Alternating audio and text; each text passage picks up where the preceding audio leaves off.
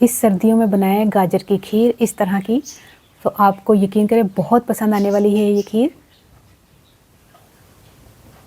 ہر چیز perfect measurement کے ساتھ آپ نے بنائیں گے تو آپ کو یقین کریں بہت ہی پسند آئے گی. تمام گھر والے بہت ہی انجوائے کریں گے اس کو کھانے کے بعد.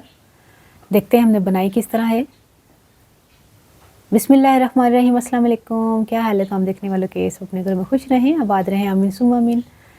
آج ہم گاجر کی کھیر بنا رہے ہیں. اس کو گاجر کا گجریلا بھی بولتے ہیں لیکن کچھ لوگ کھیر بولتے ہیں گاجر کی.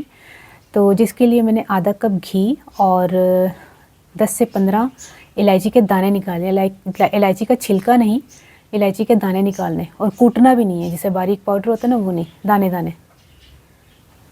2 کلو گاجر کو میں نے کدوکش کر لیا تھا، اور یہ گھی اور الائچی اور کدوکش کی ہوئی گاجر کے ساتھ ہم نے 2 کپ ابلے ہوئے چاول، کچے نہیں ڈالنے، ابلے ہوئے بالکل 100% گلے ہوئے.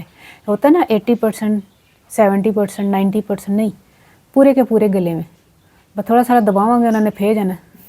تو کیونکہ گاجر میں اپنا ایک پانی ہوتا ہے تو یہ تھوڑا بہت نا 5-7 منٹ میں یہ اس طرح کی حالت ہو گئی تھی کہ بالکل ہی میش ہو گئی تھی یہ ساری. میں چھوٹا سا کوٹنا مار رہی ہوں. 3 کلو یعنی کہ 3 لیٹر دودھ میں نے ابلا ہوا اس میں ڈال دیا ہے. سارا کام تو شروع ہوئے گا بچوں. اتنی چیٹیں پڑی تھیں اس کو، ابھی تو خیر نہیں، جب اس میں جو گاڑھا جیسے جیسے ہوتا جاتا ہے نا، ہاں بچوں کو قریب سے ہٹا دیجیے گا، بڑی دور تک چھٹا ویسن. میں تو سائڈ پہ ہوگی سا.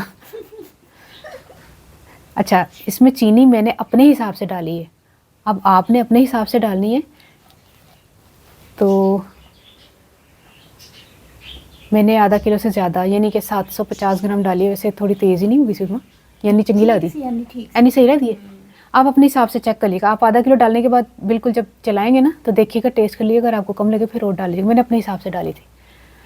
اچھا، کھوپرا میں نے تقریباً باریک باریک کاٹ لیا تھا 1 کپ، اور آدھا کپ کشمش ڈال کے بس یہ پک گئی ہے. اس کو ہم نے اچھی طرح مکس کیا اور یہ پک گئی.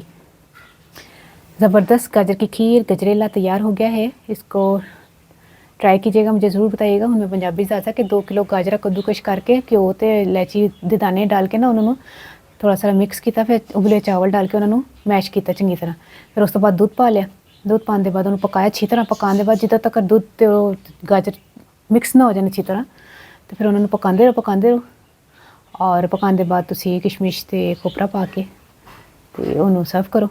ٹرائی کر کے مجھے ضرور دسنا تو ریسیپی کیسی لگی. اپنی دعاؤں ضرور یاد رکھ لینا. اللہ حافظ.